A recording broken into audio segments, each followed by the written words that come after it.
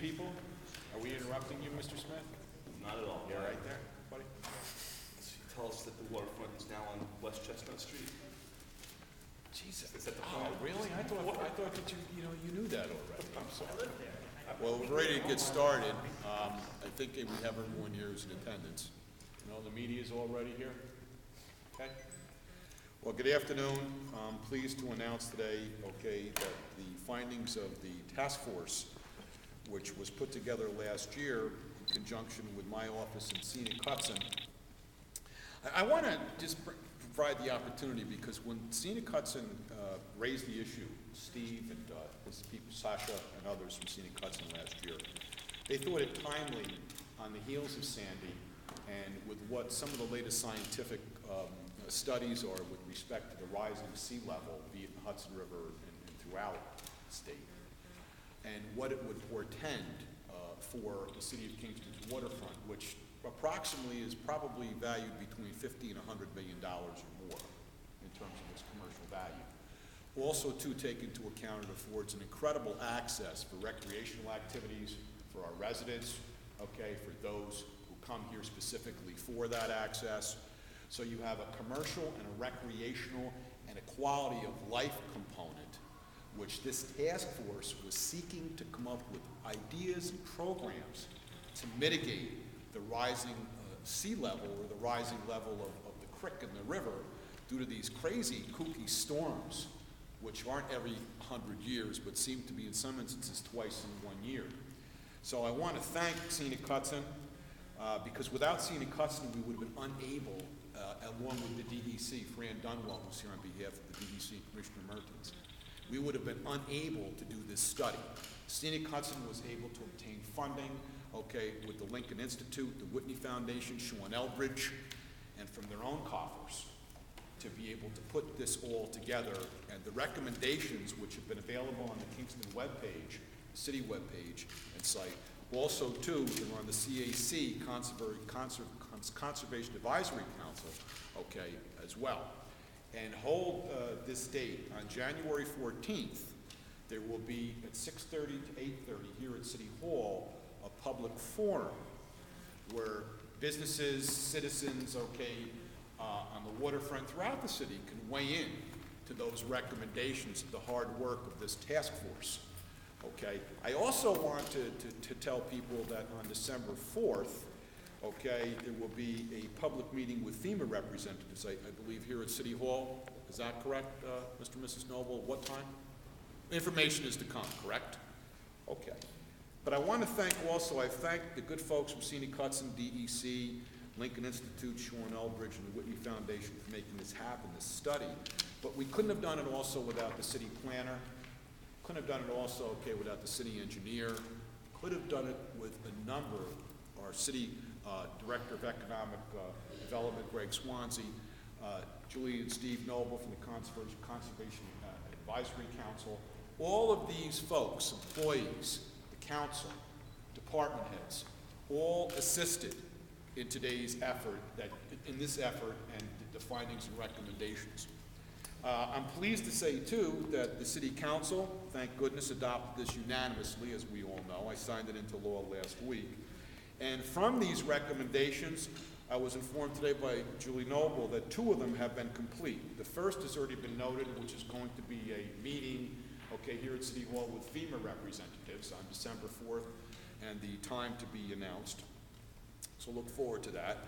And the second recommendation that was now been adopted is the emergency management policy, that Chief Tinty has been working on for several months, along with Councilperson Alyssa Ball.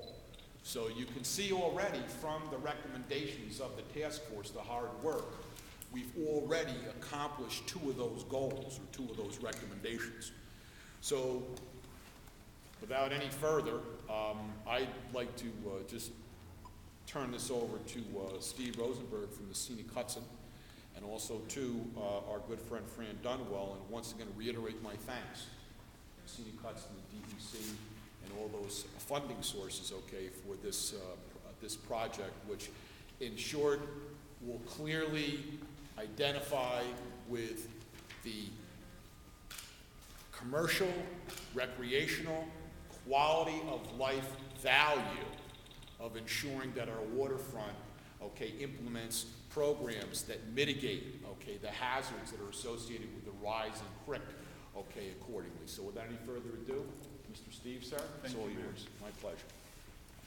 Thank you, Mayor Gallo, and I want to thank you for your leadership on this. From the first moment we had a conversation about it, you recognized the importance of it and how it could serve the city of Kingston and all of its citizens going into the future if the process were run well and was successful, and I believe we've achieved that goal together. So thank you very much, and the City Council as well for joining together unanimously to adopt the recommendations of the task force. The others who the mayor mentioned, I would just reiterate, are thanks to Julie Noble, Greg Swansea, the CAC, all of the task force members themselves, individuals who are part of city government, but also private property owners, representatives of different citizen groups, and others who have a stake in Kingston and the waterfront, who gave up a tremendous amount of their own time to participate in and inform the process of creating this report. Mayor Gallo mentioned Fran Dunwell and the DEC. They're absolutely the invaluable partner in making this happen, and the staff of the Hudson River Estuary Program added so much in terms of the substance and organization of the process. I also have to mention the state's Department of State Coastal Zone Program, the Consensus Building Institute, and Catalysis, which provided economic analysis that informed the process. This whole subject is something that's new for a lot of people. Some people told us before we launched into this really first of its kind initiative, certainly along the Hudson River, first of its kind initiative, for communities to come to grips with the idea of more frequent storms, storm surge, and sea level rise along the Hudson. And I think there was a risk that some people perceived going into it that it would scare people and that people wouldn't really know how to engage constructively around these issues. But I think, and someone just asked me before the press conference, what's the one thing that perhaps surprised people that they came away with at the end of the day? And I think the answer to that is they came away with hope. And that came through a better understanding of the nature of the problem, and that in fact there are real tools that individuals and communities can put into place and use so that they can get ahead of the curve and that they can plan for the future in a way that will allow their waterfronts to be economically vibrant and revitalized and adapt to the changing conditions along the shoreline. Kingston now has an educated army of citizens and local city department heads and others who, as public officials, and we hope they stay in office a long time, all of them, but as some of them come and go, those people who are citizen activists and people involved in city government are going to continue to have this information and understand how the strategies need to be put to work. Finally, I'll just mention before handing it over to Fran Dunwell, the other question we get asked all the time is sort of, so what's really going to come of it? We have all of these projects that we'd like to get done in the city. How is this going to help us actually get them done? And it's my understanding that the city already has been able to apply for, I think, between $5 and $7 million of public funding that will hopefully ultimately make its way through the pipeline to the city, and that I don't believe that would occur, and I don't think there are other communities along the Hudson that are as well positioned to seek those funds as Kingston because of the process that was engaged in and the report that was created and the 24 recommendations that are included in it. The last thing I'd like to say, and I think the most important for me as a representative of Scenic Hudson, is to acknowledge and thank Sasha Spector, our Conservation Science Director. Sasha's technical expertise, communication skills, and ability to work through a complicated process like this in an engaging and compelling way is bar none the finest I know of. And I just want to thank you, Sasha, for your leadership of this entire process. So, thank you very much. Fran? Fran Dunwell from the DEC.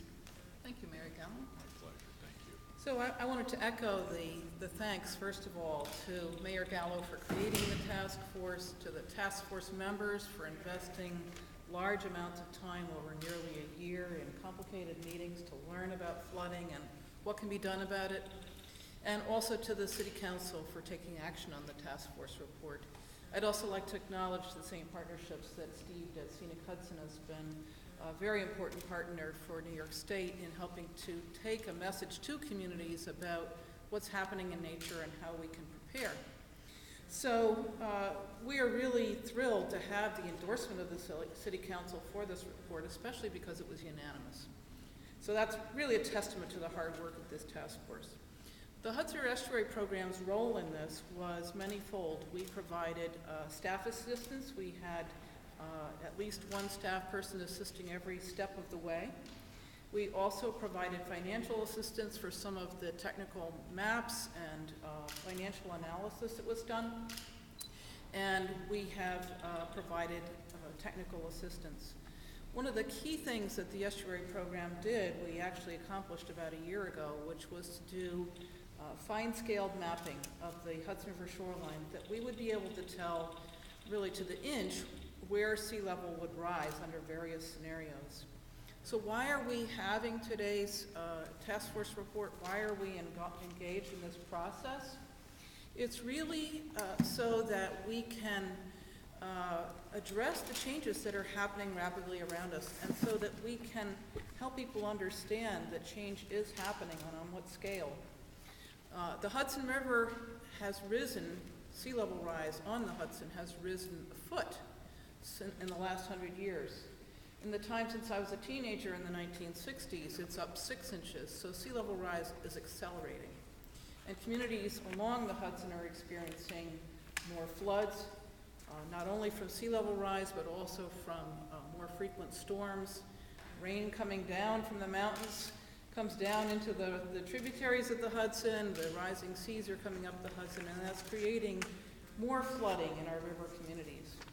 So the estuary program's purpose is to help people enjoy, conserve, and revitalize the Hudson River estuary. And that means helping communities be resilient, to work in partnership with nature, not against nature, because we've seen how destructive nature can be if we don't recognize the forces of wind and tide. So we're really proud to be partners with you in this. Kingston is, I think, a model for the state, and one of the first to adopt this approach, if not the first. So, Mayor Gallo, thank you so much for your leadership. Thank you very much. And we look forward to continuing our work with you on this. Amen. Do you want to, should we all Yeah, join together for a picture? It was alluded to earlier quickly. Greg Swansea, Director of Economic Development, has filed a number of applications with the governor's CFA, along with the other applications, I believe, with monies that's coming from FEMA to the state Department of Homeland Security and Emergency Services.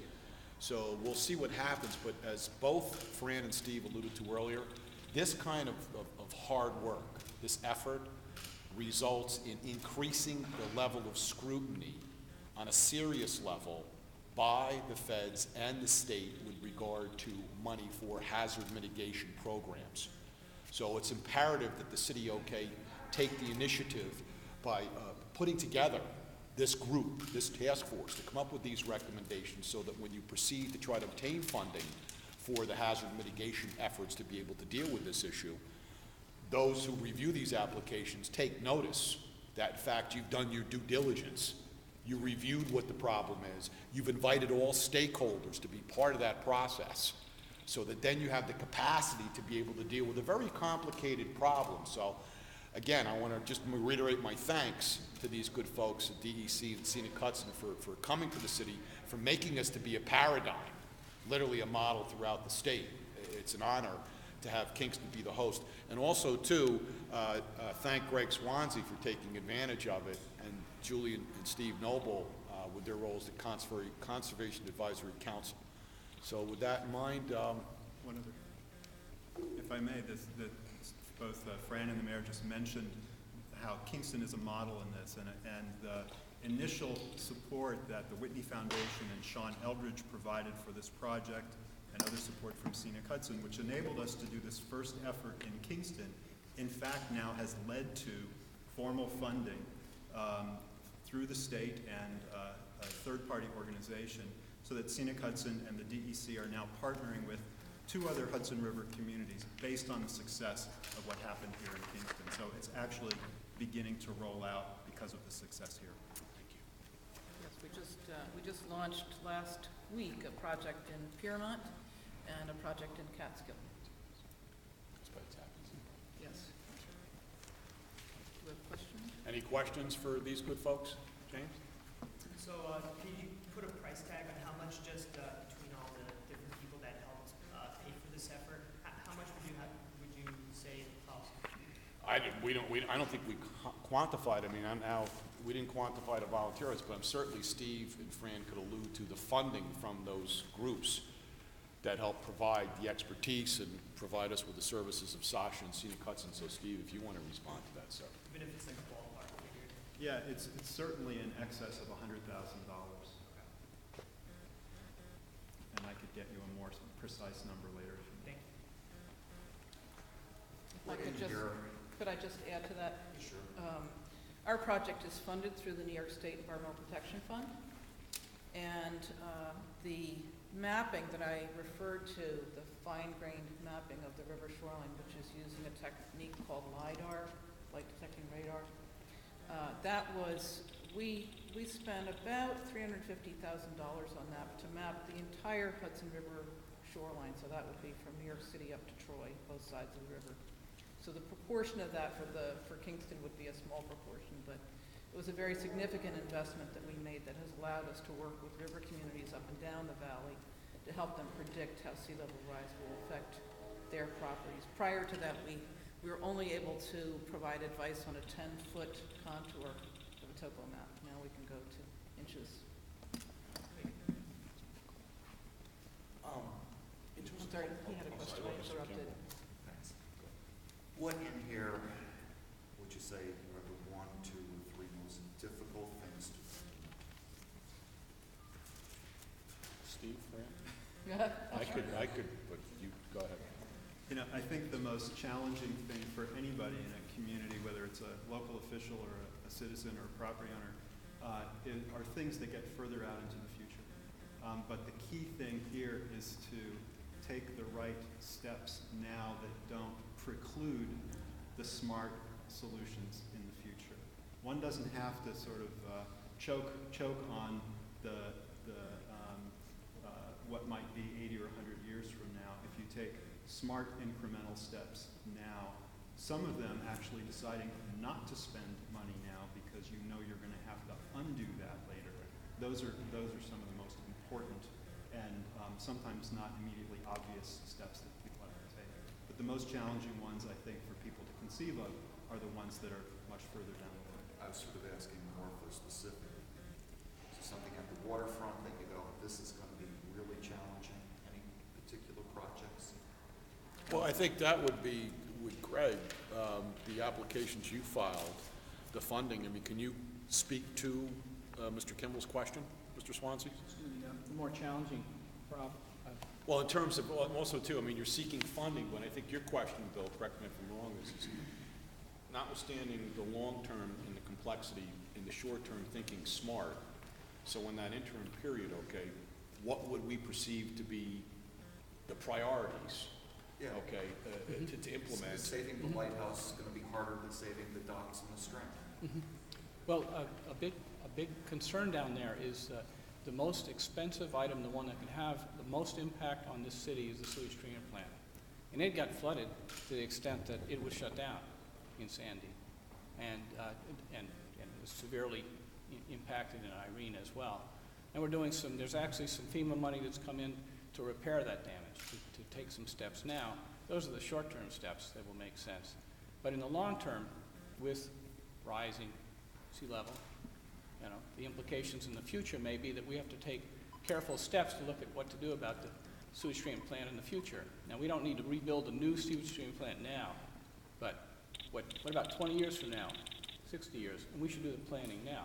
So this report has led to a proposal for a feasibility study and capital planning into the future. don't forget that that plant also was built in the 1930s, so it's aging infrastructure as well. So all those factors play into this, and I think it's exactly what Steve was talking about. We don't have to build a new plant now, but we need to think about it and make wise steps now. That's the biggest elephant in the room, really, is that sewage treatment plant is a real challenge going forward.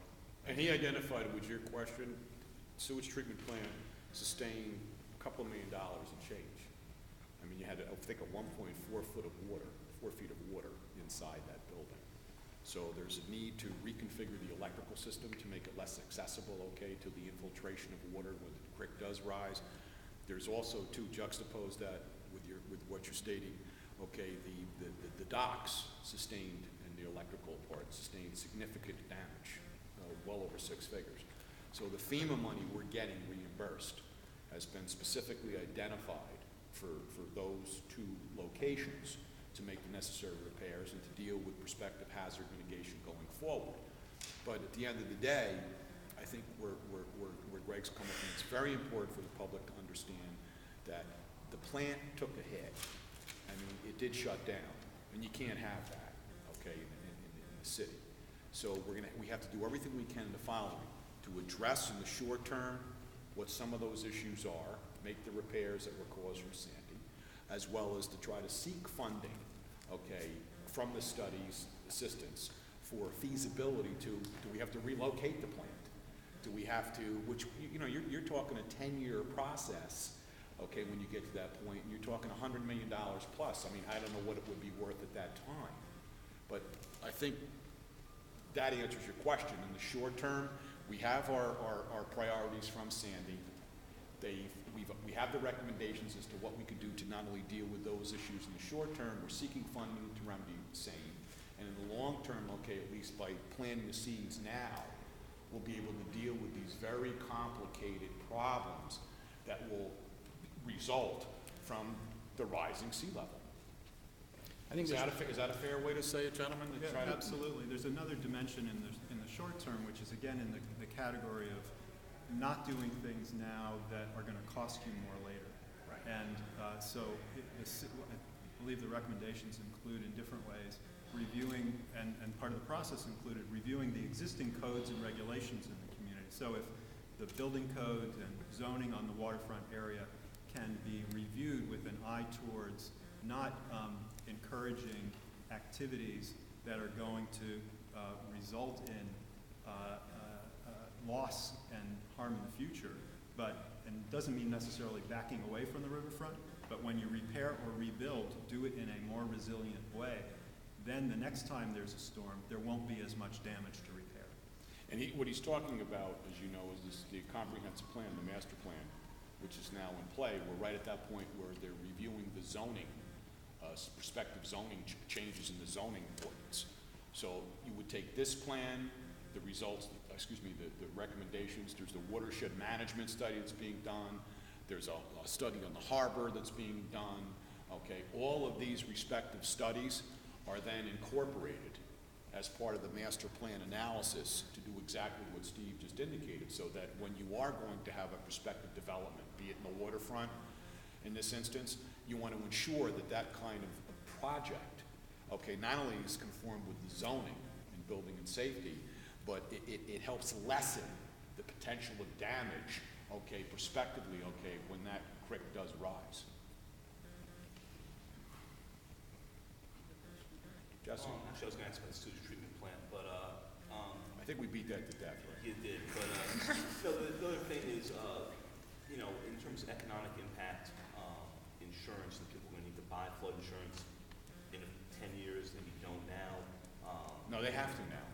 As a matter of fact, a number of the buildings, a number of the locations along the waterfront under the city's prior risk policy, okay, were covered. Right. And unknowing to Chubb, our carrier, they didn't have to. So the alternative is you would have to seek flood insurance. As a matter of fact, some of the folks who had damages sustained after Sandy were not eligible for FEMA funds because they never took out the flood insurance.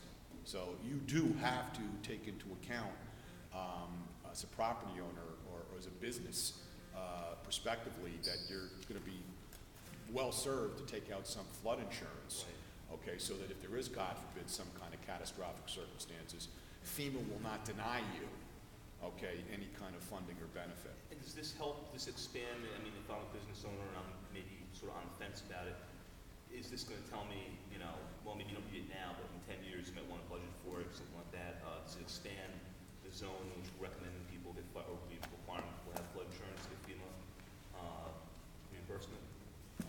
That's determined by FEMA. Yeah, that's Okay. correct. That's a fair question, but FEMA would have to respond to that, Jess. And there will be the informational meeting on December 4th, specifically regarding the flood insurance program with FEMA, and that is what the mayor mentioned prior. Thank you, and that helps bring it full circle, because you might want to make note for your readers, people, that on December 4th, FEMA representatives will be here. That was one of the recommendations, as I alluded to earlier, of the findings of the task force. So I would encourage all waterfront property and business owners, That's true on the Esopus too. and along, yeah, right, to come to the meeting, and it will be announced the time, but the date tentatively is December 4th, 6:30 to 8:30. So is 9.8 million the cost of the recommendations? Sasha? I don't know what number that I don't know where you're looking to there, Wayne. Estimated cost of the adaptation strategy? Well, I think there were several of them, I think, right? Right. Which have a cost, I think, commensurate with each, is that correct? With different scenarios. With different scenarios, so there's different options that the task force took into account based on the rising level. Are they in here? You should have all models and costs, I think, with regard to same, correct? Julie? Sasha? There, you have different models and options and cost commensurate with each, correct? That's If I'm right. not mistaken? These are a variety of sort of hypothetical approaches that the city could take in a particular part of the waterfront, not for the whole waterfront. So we can talk about the details after. The question would be, though, in future budget battles to come over the next 40 years, the implementation of these sounds like you'll be forever asking for grants, and whatever grants you don't get, you are going to have a budget battle with the folks sitting at the desks here. That's correct. Well, considering, I think what you got to take into account is the fact that if you were following the budget message, okay, that I presented in the budget 2 weeks ago, and perhaps you took a look at it, you would have discerned that 88% of the budget is non-discretionary, unfunded, contractual expenditure obligations. So I think what we're hopeful for here, and we already see some result, is because of being involved with DEC, is to get to the second floor, the governor's office, and to get to the legislature. You indicated earlier, funding through a third party is already going to be available to perform these studies, okay, in waterfront communities like our own. So from this initiative, what I like to see, and exactly that, when you're dealing with a 2% property tax cap, and you're dealing with almost 90% of your budget, that's no discretion, unfunded mandates, yeah, you have to rely on grants, number one. Number two, you'll very well see out of this an environmental bond. I mean, one of the things that Swansea and I, Mr. Swansea, I talked with the director of Riverkeeper recently, was our hope by working with Riverkeeper and partnering up with sampling and to ensure those wet weather overflow discharges that cause Riverkeeper and others angst, and to comply with DEC law and regulations. One of the things we're hopeful for is by getting to the public and to Albany, hey, look, we don't have the money to spend in terms of compliance. So similarly, what we're hoping out of this effort is literally Albany paying attention to us. We already have, thank goodness, the partnership and commitment with the DEC commissioner. You see one of his representatives here today. We have the good folks of SEMA. We have these other foundations. But from that should be an acknowledgement of Albany. Grants isn't going to do enough.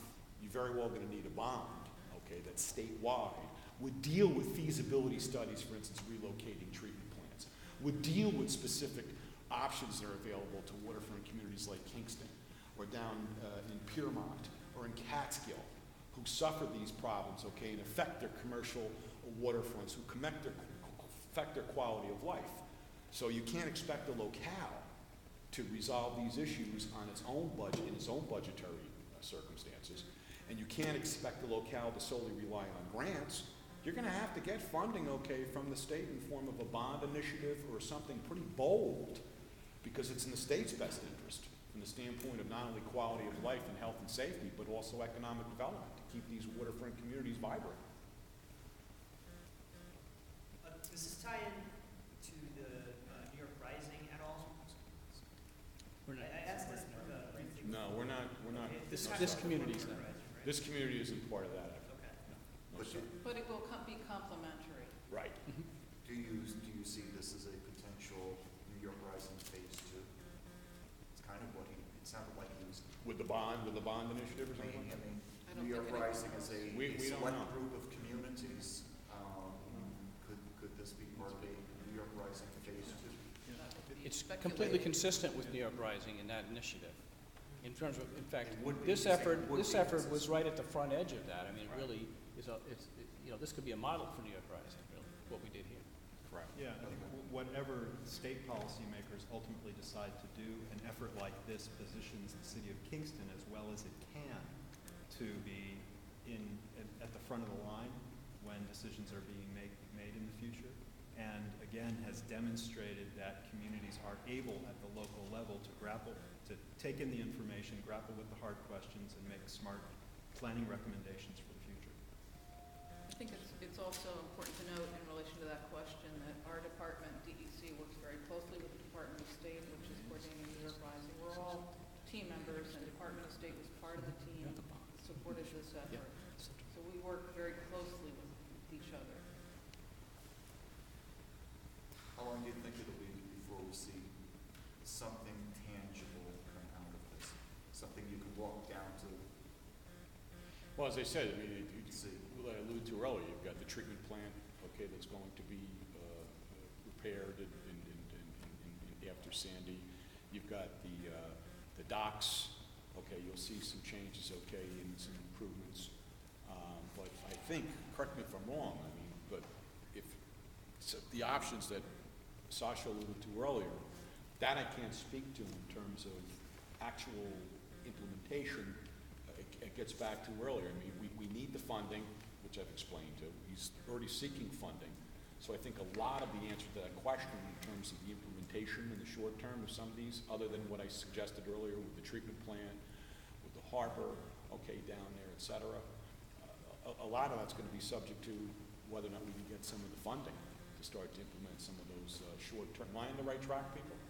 Yeah, I think actually things are happening right now. But you to could, tell well, you I the mentioned a truth. couple of ideas, but if you want to just weigh in and just give specifics to Bill's question, please. Well, it's created an awareness for all property owners, especially in the Strand area and the areas of Kingston that already flood. An awareness that it's probably not an isolated event, that this is something that could happen, again, perhaps soon, perhaps later, we don't really know. And people are making plans. They're putting their electrical systems higher up. There are 2 buildings on the Strand now that have been designed to accommodate flooding, the Clearwater Barn and the Steelhouse Restaurant. That predates this task force, but it's part of the same process of thinking about it, recognizing that flooding is not just an isolated event, it's something that's here to stay.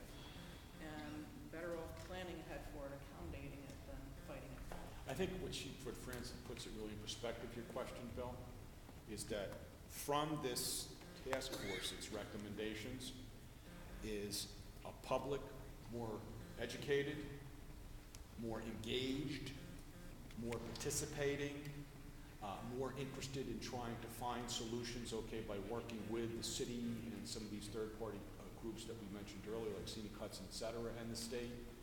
So I think at least out of that is a change in consciousness, okay, which is imperative to then to be able to get the powers that be in Albany and the governor's office and state legislature respectively. We need funding to be able to actually do. And so we have a sea change now in thought. We have all the stakeholders engaged. Now all we need is the money to be able to ensure that these hazard mitigation programs, okay, are implemented, okay, along the lines that have been recommended by the task force. But what Fran's saying is just key to having any change in your community. You have to educate, and through the educational process, people become empowered. People now know that they should be buying flood insurance. People now know that when they put an addition on their home and they're along that plane right down there, if they do something, I know behind, she's not here today, but behind Reverend Edwards' church, Riverview Baptist, there's an artist, a very well-known artist, who's invested a lot of money in a beautiful building. So what has he done? He's moved his kitchen on the lower floor up top. And what he's done is he now has the lower floor, okay, which is behind the church, but affords access to that horrible flooding, which really, it'll be damaged, but not at the extent had he still had the kitchen and other belongings, okay, down in the first floor. So what Fran is saying, Steve, there's an education, people now understand, okay, what's going on here, what can we do about it? So I think that's the big piece that you have to get going before you can actually even implement, okay, any proposed recommendations, that public mindset that has to change. Like Scott Revere was ahead of me, and I was going to ask about AVR. You know, AVR is a 1600 unit residential neighborhood, a whole new neighborhood on the Kingston waterfront. We're investing in a promenade out that way. Are any of those plans going to have to change? Has the CEQA process that's been carried out so far, is it going to take into account this stuff? Now they need to go back and do some more planning. No, what they have to do is they have to, through the findings and recommendations in the seeker process, okay, they have to comply with same. For instance, with the promenade, Jesse, what they have to do is, as part of their design and plan, that'll be reviewed by our planning and the town of Ulster planning, okay, they have to ensure the compliance with MS4. Okay, MS4 is a local stormwater law I drafted when I was part of the city attorney's office, which requires they would have to submit what's called a SWIP, Stormwater Pollution Prevention Plan, okay, outlining what best practices are, because they're going to certainly have to deal with the upper view shed of the 300 acres that surround the quarry, and then the concern that Mr. Swansea and I have expressed, okay, the downpour of drainage, okay, on that promenade area. So their design for the installation of the promenade would have to take into account some system that would mitigate and deal with that runoff from the upper view shed down to the lower portion of their property. And that all has to go through planning and has to comply with the local law, okay, and other state regulation, okay, that would be applicable to that project. That big EIS they did, it took them all the time, all the money to get through. They're not going to have to go back and do more on that based on this. So it's, okay. We're in the It should be process pointed of- out, you know, they were at this, they were involved, They were engaged on- with yes. this task force. They were on the task force. So they really, just like everybody else, drew from it. It's worth pointing out too that, yeah, they participated on the task force, and that using the information that they got through participating, they're re-examining the patterns and the types of structures and that sort of thing that's planned for that area. And they're making sure, or they're working to make sure that their plans are more consistent with what the future holds for that site. Jules, that cover? You all right? Go ahead, Steve, go ahead. And Just a you know, follow-up. one other thing, not just the AVR project, but other development projects along the river, in addition to local regulations that any property owner or developer would have to comply with, private financing and private insurance is going to be very careful about projects that they're investing in. So I think with information like this increasingly available, you'll see projects reshaped to be more resilient in the future, and all of the different players, public and private, will be able to provide a more resilient project. So this is about keeping Kingston from becoming Atlantis. Kingston has a lot of high grounds. Yeah, we're fortunate, yeah, we have a little more high ground in Atlantis, but that's an That we interesting know of. metaphor. That's a sliding scale metaphor. So, can you name some of the avenues that this report opens up for funding through the state and federal level? I know you've already talked about FEMA. Avenues. For funding. kinds of So funding? This is kind of, Funding you show them this, you Federal show someone this, and you can be like, we have this, can you help with us? Federal, state, foundation, you even would potentially have private sector, okay, developers. We right now, for instance, okay, you might enter into an agreement with the developer, okay, to go way beyond, you know, as part of their EIS or their findings with respect to a development of the site, and acknowledge where Steve and what Fran alluded to earlier, where, okay, right now you're here, but you're investing quite a bit of money in this particular location, you better take into account the following 10 years from now, so that you don't have to come back here and then reinvest millions of dollars to play catch-up to what you were warned about in the short term. So you have federal, state, foundation, you have private, and don't think that it's totally out of the picture where you might even get the state to come in with a bond initiative, okay, which we haven't had an environmental bond that's sweeping the 96. 96 was the last time that the state. And the state can't have it both ways, seriously, because we have these plethora of unfunded mandates from a regulatory standpoint, which we understand, where we have to balance economic development with protecting the health and safety and welfare of the public and nature. We understand that. But there also has to be a recognition that the state has to assist these waterfront communities who are experiencing this problem, okay, with sources of funding, above and beyond the normal grant process. Maybe there could be member items in the state legislative budget. Maybe there could also be a special fund within the executive branch's budget, the governor's budget. And then finally, there could certainly be a bond, okay, that would have sweeping ramifications throughout the entire state. I mean, is there any other sources of funding that we can come up with? Well, I think it's important to note that our Governor Andrew Cuomo is really organizing around this as a major priority for his administration. And all agencies have been asked to think about this and organize around it. So it's not just going to be the DEC, it's going to be all of state government, and frankly, most agencies in federal government are organizing around this. This is the new normal. And literally billions of dollars, that's billions with a B, are flowing into New York State to begin to tackle problems related to climate change and flooding. So I think this will be, there will be a continued emphasis on this for the foreseeable future. And the governor deserves credit because he's well aware of our problems at the local level, okay, trying to comply with unfunded mandates without the necessary sources of funding.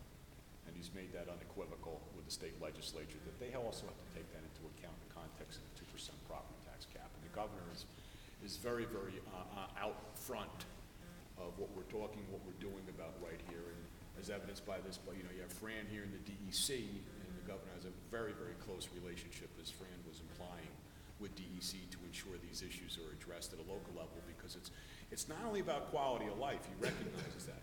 You're talking big potential for economic development.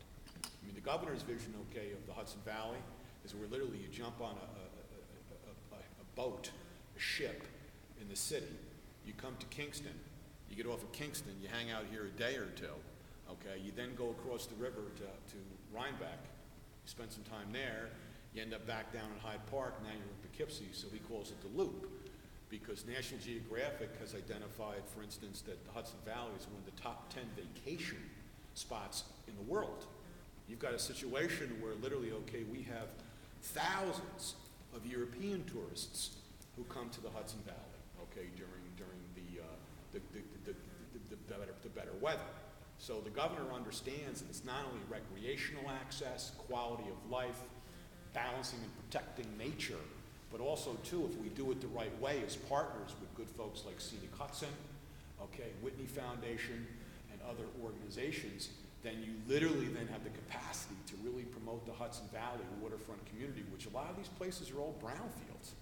Brickyards, cement plants, manufacturing installations, which really have no value anymore to the community. And they're nothing more than an albatross. So I would agree with where Fran's coming from. This particular kind of task force result is consistent with what the governor perceives for all waterfront communities, and how this kind of task force can lead to policy and then potential funding to not only protect the health, safety, and welfare, but promote economic development. Is that, are we probably correct with what Governor Cuomo's initiative is about?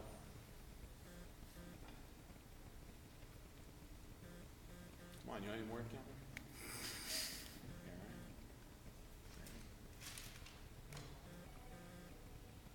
All right, any more questions? Okay. Thank you very much. Thank you for your attention. Appreciate it.